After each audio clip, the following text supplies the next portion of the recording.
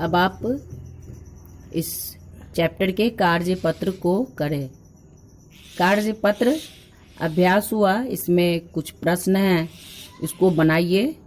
आप प्रश्न को बनाकर ये समझ जाइएगा जो नाम और उसके जगह पर प्रयोग किए जाने वाले शब्द कैसे लिखे जाते हैं। अभी आप पढ़े ही हैं कि नाम की जगह अर्थात नाम संज्ञा और उसकी जगह पर प्रयोग अर्थात सर्वनाम को कैसे हम लगाते हैं। तो प्रश्न 1 है, नाम के स्थान पर आए शब्दों पर गोला लगाइए। इसमें है नाम के स्थान पर आए शब्दों पर गोला लगाइए। तो पहली पंक्ति है, रितिका का जन्मदिन है। रितिका लड़की का नाम है और है रितिका का जन्मदिन है। आज वह पूरे 5 साल की हो जाएगी। इसमें कौन सा शब्द नाम के जगह प्रयोग हुआ है? तो वह है वह जो है रितिका के जगह प्रयोग हुआ।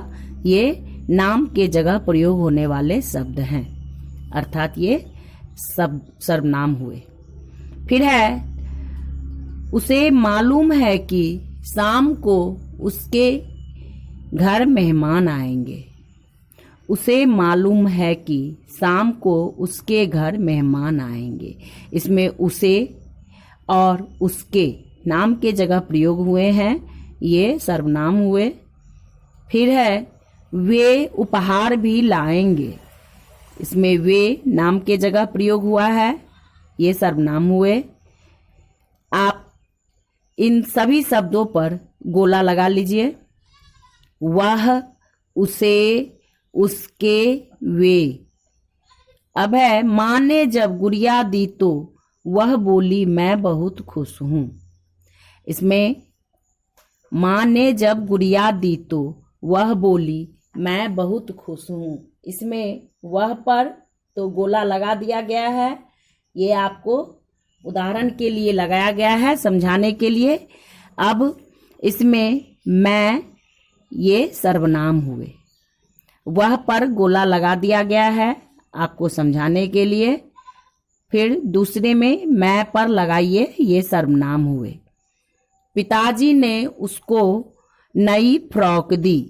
पिताजी ने उसको नई फ्रॉक दी। इसमें उसको सर्वनाम है और आप इस पर गोला लगाइए। उसे पहनकर वह शीशे में देखने लगी। उसे पहनकर वह शीशे में देखने लगी। इसमें उसे और वह सर्वनाम है, इसमें आप गोला लगाइए। फिर गोल गोल घूमने लगी। फिर गोल गोल घूमने लगी। प्रश्न 1 आप समझ गए कि नाम की जगह कैसे शब्द प्रयोग किए जाते हैं और कैसे लिखे जाते हैं। फिर से एक बार समझ लीजिए और अगर छूट गई है तो उसमें गोला लगा लीजिए। बच्चे, आप अपने सामने अपनी किताब को जरूर खोलें, पेज नंबर 30 निकालें और मेरे साथ कार्य पत्र को करें। आप कीजिएगा तब आपको समझ में आएगी, अगर आप नहीं कीजिएगा तो आप नहीं समझ पाइएगा। मैं आपको बता देती हूँ, फिर आप बाद में भूल जाइएगा।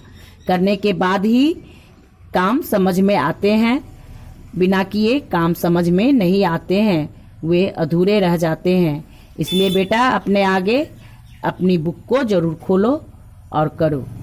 फिर देखो, रितिका का जन्मदिन है। आज वह पूरे 5 साल की हो जाएगी। इसमें वह।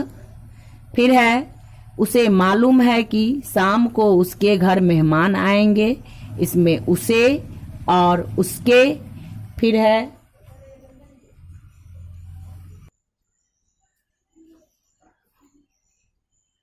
वे उपहार भी लाएंगे। इसमें वे। माँ ने जब गुड़िया दी तो वह बोली मैं बहुत खुश हूँ। इसमें वह और मैं। पिताजी ने उसको नई फ्रॉक दी। इसमें उसको। उसे पहनकर वह शीशे में देखने लगी। इसमें उसे और वह फिर गोल गोल घूमने लगी। इस प्रकार आप प्रश्न 1 को पूरा किए। आप प्रश्न 2 में आइए। प्रश्न 2 है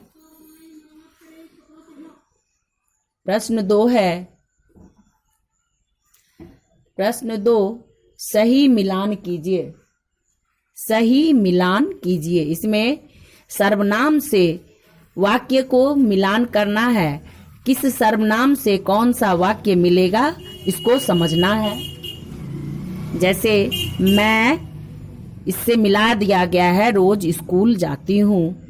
फिर है दूसरा, मेरा नाम राधा है। मेरा से मिलाना है नाम राधा है को। तुम कहाँ रहते हो।